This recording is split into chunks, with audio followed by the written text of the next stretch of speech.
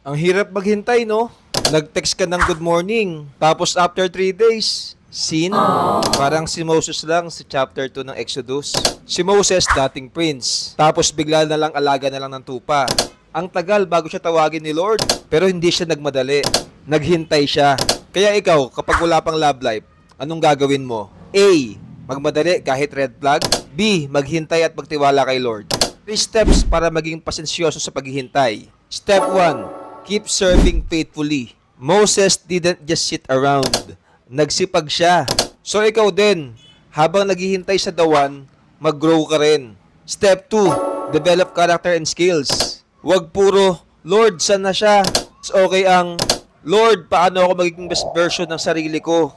Step 3. Trust God's timing. Si Moses tinawag sa tamang panahon. Ikaw din, kung hindi pa ngayon, baka hindi pa siya handa. O ikaw pa ang pinapahanda. Kaya sa love, courtship, and marriage, huwag magmadali. Si Lord ang matchmaker. Habang naghihintay, mag-grow.